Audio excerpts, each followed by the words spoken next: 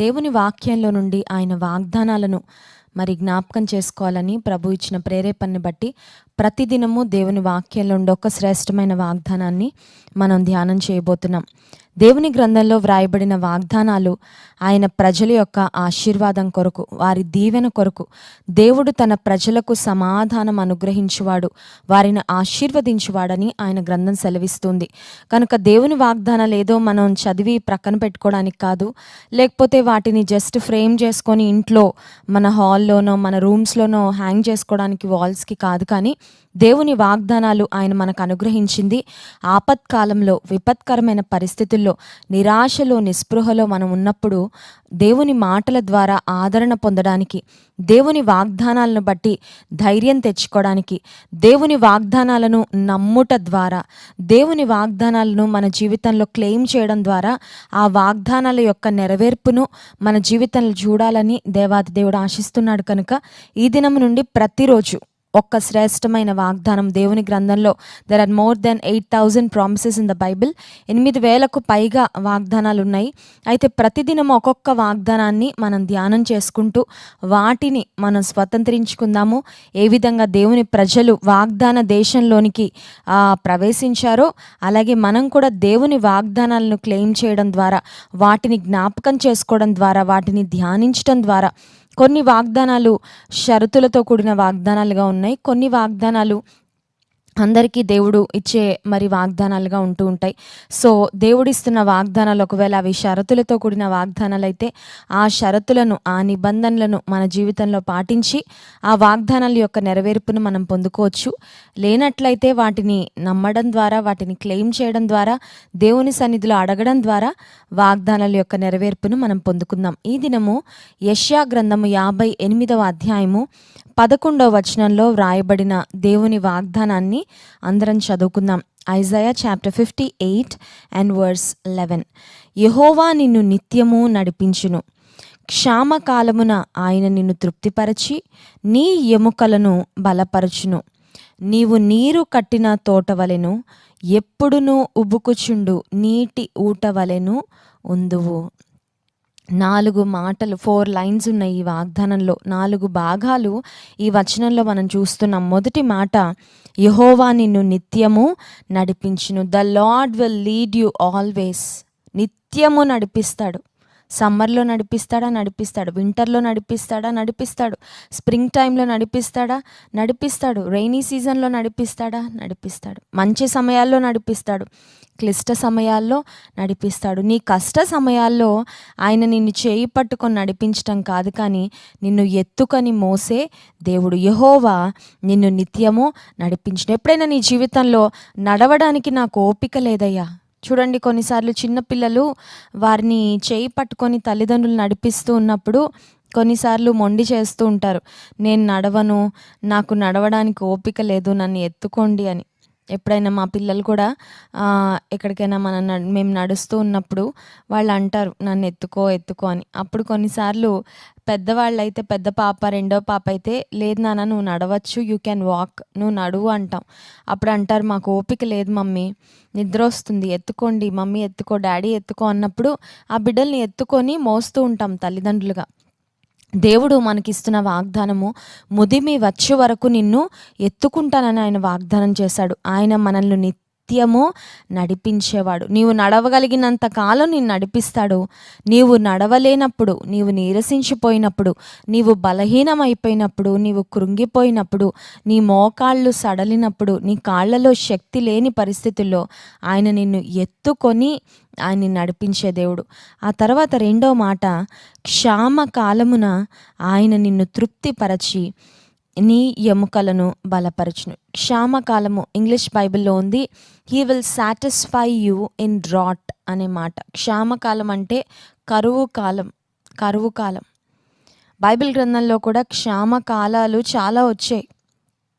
చాలామంది భక్తుల జీవితాల్లో, దేవుని ప్రజల జీవితంలో, ఆదికాండంలో కూడా మనం గమనించినట్లయితే యోసేపును దేవుడు ఐగుప్తులో ఒక ప్రధానమంత్రి స్థానానికి, ఫరో తర్వాత స్థానానికి హెచ్చించిన సమయంలో అక్కడ కూడా ఒక భయంకరమైన కరువు, ఒక క్షామం వచ్చినట్లుగా మనం చూస్తున్నాము.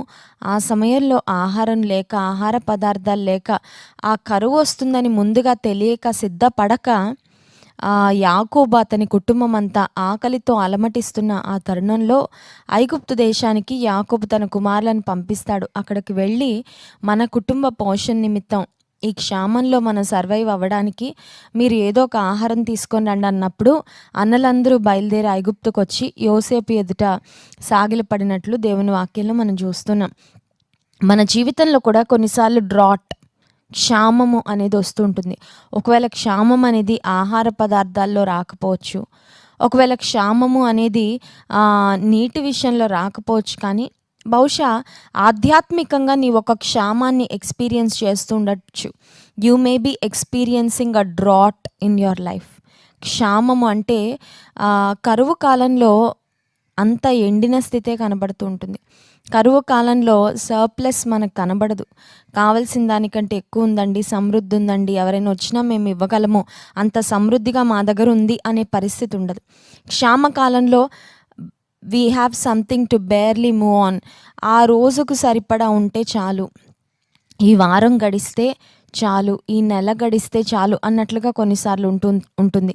కొన్ని కుటుంబాల్లో ఆర్థికంగా వారు క్షామాన్ని ఎదుర్కోవచ్చు. ఒక ఫ్యామిన్, ఫైనాన్షియల్గా వారు బహుశా చేసిన అప్పుల వల్లనో, లేకపోతే అనుకోకుండా వారికి ఎదురైన నష్టం వల్లనో, లేకపోతే కుటుంబంలో కుటుంబ యజమానునికి మరి ఉద్యోగాన్ని అనుకోని విధంగా కోల్పోవడం వలనో క్షామము ఒకవేళ మీ కుటుంబంలో వచ్చుండొచ్చు. అది భౌతిక సంబంధమైన క్షామమైనా, అది ఒకవేళ ఆధ్యాత్మిక జీవితంలో, స్పిరిచువల్ లైఫ్లో ఒక డ్రైనెస్ను, మేము ఎక్కడికో వెళ్ళిపోయామండి, దూర ప్రాంతానికి ట్రాన్స్ఫర్ అయ్యి వెళ్ళిపోయాం, ఇక్కడ మాకు సరైన సంఘాలు లేవు, ఇక్కడ దేవుని వాక్యము వినడానికి అవకాశాలు లేవు. చాలామంది వేరే కంట్రీస్, మరి రాజమండ్రిలో మా సంఘంలో ఉండి వేరే దేశాలు ఉద్యోగాల నిమిత్తం వెళ్ళిన వారు మాకు ఈమెయిల్స్ చేస్తూ, ఫోన్స్ చేస్తూ ఉంటారు.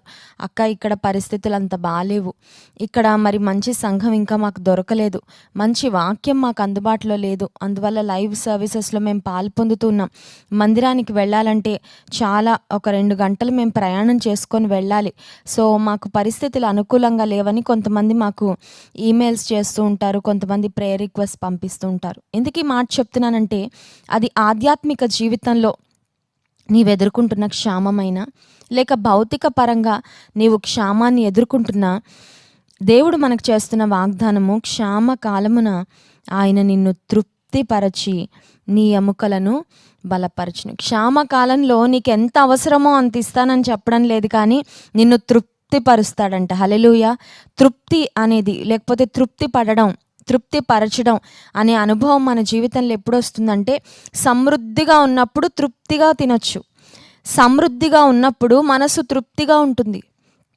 కానీ దేవుడు తన ప్రజలకు చేస్తున్న వాగ్దానము, క్షామ కాలంలో కూడా నిన్ను ఆయన తృప్తిపరచి నీ ఎముకలను బలపరచును. He will not let you become weak. నువ్వు అనుకోవచ్చేమో, నాకున్న పరిస్థితులను బట్టి నేను బలహీనపడిపోతానేమో, నేను నీరసించిపోతానేమో, నేను కృంగిపోతానేమో, నాకు ఏ సహాయం లేదే, నాకు ఏ ఆధారం లేదే అని నీవు తలంచొచ్చేమో, కానీ క్షామ కాలములో నీ ఎముకలను దేవుడు బలపరుస్తాడంట. If you are experiencing famine in your life, నీ జీవితంలో క్షామాన్ని, అదొకవేళ ఆధ్యాత్మికంగా అయినా, శారీరకంగా అయినా, ఆర్థికంగా అయినా, ఎటువంటి కొరత నీవు అనుభవిస్తున్నా, ఈ వాగ్దానాన్ని దేవుని సన్నిధిలో ఎత్తిపట్టు. ప్రభా, క్షామకాలంలో నన్ను తృప్తిపరుస్తానన్నావు, నా ఎముకలను బలపరుస్తానన్నావు, నీ వాగ్దానాలు నా పట్ల నెరవేర్చని. ఆ తర్వాత రాయబడిన మాట, నీవు నీరు కట్టిన తోట వలె, ఎప్పుడు ఉబ్బుకుచుండు నీటి ఊట వలె ఉందువు. లోకము ఒక అడవితో పోల్చబడితే, దేవుని ప్రజలను, విశ్వాసిని దేవుడు ఒక తోటకు పోల్చాడు. అడవికి తోటకు చాలా డిఫరెన్సెస్ ఉంటాయి. అడవిలో ఉండే మొక్కలు, అవి నాటబడే విధానం కానీ, సాగు చేయబడే విధానం కానీ ఒక ఆర్డర్ అనేది ఉండదు. అడవిలో ఎక్కడ ఏముంటాయో ఎవరికీ తెలీదు. అడవిని ఆశ్రయించి అడవిలో వెళ్ళి మరి పంటలు వేసుకొని అక్కడి నుంచి ఆ ఫలాలు తెచ్చుకోవడం కానీ అటువంటివి మనం ఎక్కడా చూడం. కానీ ఒక పొలాన్ని మనం గమనిస్తే అది చక్కగా సాగు చేయబడే నేలగా ఉంటుంది. ఒక పొలం ఒక రైతుకు ఉందంటే ఆ రైతుకు ప్రయోజనాన్ని చేకూరుస్తుంది. అనేక మంది యొక్క ఆకలిని కూడా తీర్చేదిగా ఒక మంచి పొలము, సాగు చేయబడిన ఒక పొలం ఉంటుంది. దేవుడు తన ప్రజలకు ఇస్తున్న వాగ్దానం ఏంటంటే, నీవు నీరు కట్టిన తోట వలె ఉంటావు. You will be like a well watered garden. కొన్ని గార్డెన్స్ ఉంటాయి కానీ వాటికి వాటర్ సప్లై లేకపోతే ఆ గార్డెన్స్ చూడడానికి అంత రమ్యంగా, మనం చూసి ప్లెజెంట్గా ఫీల్ అవ్వడానికి, అక్కడ వెళ్ళి కాసేపు ఎంజాయ్ చేయడానికి, ప్రశాంతంగా సమయం గడపడానికి అవకాశం ఉండదు. కానీ దేవుడు తన ప్రజలకు ఇస్తున్న వాగ్దానము, నీవు నీరు కట్టిన తోట వలె ఉంటావు. ఆ నీరు ఎవరు? తోటకు లేకపోతే తోటలోని మొక్కలకు, వృక్షాలకు నీరు ప్రాణాధారం.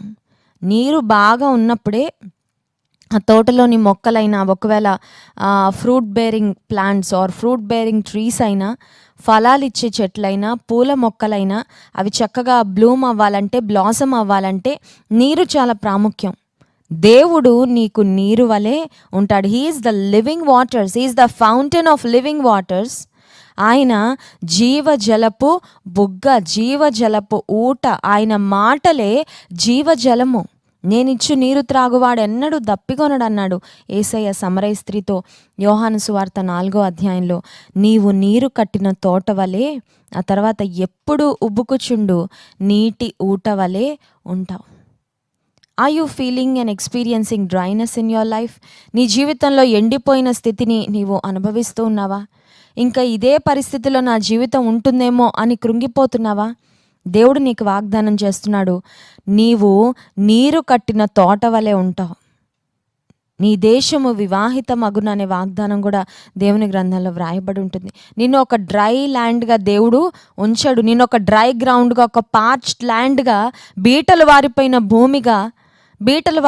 భూమి లేకపోతే ఎండిపోయిన భూమి వల్ల దానికి ప్రయోజనం ఉండదు, దాని యజమానులకు ప్రయోజనము ఉండదు. కానీ నీరు కట్టిన తోట వలన ఆ యజమానునికి చాలా మేలు. It is a delight to every one who watches it. దాన్ని నీరు కట్టిన తోటను ఎవరు చూస్తారో వారందరికీ ఆనందం, ప్రశాంతత. ఆ తోటలో ఉండే ఫలాల వలన అనేక మందికి ప్రయోజనము కలుగుతుంది. దేవుడు మనల్ని నీరు కట్టిన తోట వలె, ఎప్పుడు ఉబుకుచుండు నీటి ఊట వలె ఉంచుతాడు. Are you running out of resources? సమాధానం ఒకప్పుడు ఉండేదండి, ఇప్పుడు లేదు.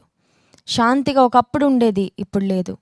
ఒకప్పుడు దేవుని ప్రేమతో నేను ఎంతో చక్కగా బ్రతికాను, అనేక మందిని దేవుని ప్రేమతో ప్రేమించగలిగాను. ఇప్పుడు ప్రేమించలేకపోతున్నాను. I ran out of love, I ran out of peace, I ran out of happiness, I ran out of joy. శాంతి లేదు, సమాధానం లేదు, సంతోషం లేదు, నెమ్మది లేదు, ఆనందం లేదు కుటుంబాల్లో అనే పరిస్థితుల్లో మీరు ఉన్నట్లయితే దేవుడు నీకు వాగ్దానం చేస్తున్నాడు, ఉబ్బుకుచుండు నీటి ఊట వలె నిన్ను చేస్తాను. ఉబ్బుకుచుండు నీటి ఊటలో ఎప్పుడు నీరు వస్తూనే ఉంటాయి. బయటకు వచ్చేసాయి కదా నీరు, ఇంకా మళ్ళీ రాదని అనుకోవడానికి లేదు. అదేదో వాటర్ ట్యాంకర్లో నీళ్లు డ్రమ్స్లో మనం పట్టుకున్న తర్వాత ఖాళీ అయిపోయినట్లు ఉండదు పరిస్థితి. ఉబ్బుకుచుండు, ఎప్పుడు ఉబ్బుకుచుండు నీటి ఊటలో నుండి నిత్యము నీరు ప్రవహిస్తూనే ఉంటుంది. There will be a continuous supply of water. ఎప్పుడూ నీరు వస్తూనే ఉంటుంది. దేవుడు నిన్ను నన్ను అటువంటి ఉబ్బుకుచుండు నీటి ఊటగా చేస్తానని వాగ్దానం చేస్తున్నాడు. కనుక దేవుని వాగ్దానాలను బట్టి ధైర్యం తెచ్చుకుందాం. అడుగుదాం, ప్రభువా నా కుటుంబాన్ని, నా జీవితాన్ని నీరు కట్టిన తోట వలె చేయి. మా వల్ల అనేక మందికి ప్రయోజనం, మమ్మల్ని బట్టి అనేక మందికి దీవెన, మమ్మల్ని బట్టి అనేక మంది నిన్ను తెలుసుకోవాలి, మమ్మల్ని బట్టి అనేక మంది సంతోషించాలి ప్రభువా. అటువంటి జీవితాన్ని, అటువంటి పరిస్థితులు మాకు అనుగ్రహించని దేవుని సన్నిధిలో ప్రార్థన చేద్దాం. కళ్ళు మూసుకోండి, ప్రార్థన చేసుకుందాం. పరిశుద్ధుడా, ప్రేమ కలిగిన తండ్రి నీకు స్తోత్రాలు. యెషయా గ్రంథం 58వ అధ్యాయం 11వ వచనం నుండి ఉదయకాల సమయంలో మీరు మా జ్ఞాపకం చేసిన శ్రేష్టమైన వాగ్దానమును బట్టి నీకు వందనాలయ్యా. క్షామ కాలంలో మీరు మమ్మల్ని తృప్తిపరుస్తానని వాగ్దానం చేస్తున్నాం. నిత్యము మమ్మల్ని నడిపిస్తున్నానని వాగ్దానం చేస్తున్నాం. ప్రభా నీకు స్తోత్రాలు. మమ్మల్ని నడిపించండి అయ్యా, నువ్వు నడిపించయ్యా. ఈ దినమంతటిలో మమ్మల్ని నడిపించండి. నీ సన్నిధి కాంతి మాపై ప్రకాశింపచేయండి తండ్రి. నిత్యము ఉబ్బుకుచుండు నీటి ఊట వలె, నీరు కట్టిన తోట వలె మమ్మల్ని నీవే ఉంచుమని వేడుకుంటూ మమ్మల్ని దీవించండి అయ్యా. అనేక మందికి దీవెనకరంగా, ఆశీర్వాదకరంగా మా కుటుంబాలను చేయండి. డ్రైనెస్ను, ఎండిన స్థితిని ఆధ్యాత్మికంగా, ఆర్థికంగా, నాయన కుటుంబంలో ఏ కొరతలున్నాయో నాకైతే తెలియదు, కానీ నీవే ఒక నీరు కట్టిన తోట వలె, సారవంతమైన నేల వలె ప్రవ్వా తృప్తిపరుస్తానని వాగ్దానం చేశావు. మేలుతో నీ ప్రజలను తృప్తిపరచుమని, నీ వాగ్దానాలు లైవ్లో పాల్పొందుతున్న ప్రతి ఒక్కరి జీవితంలో నెరవేర్చి మహిమను పొందుమని యేసు నామమున ప్రార్థిస్తున్నాం తండ్రి. ఆమెన్.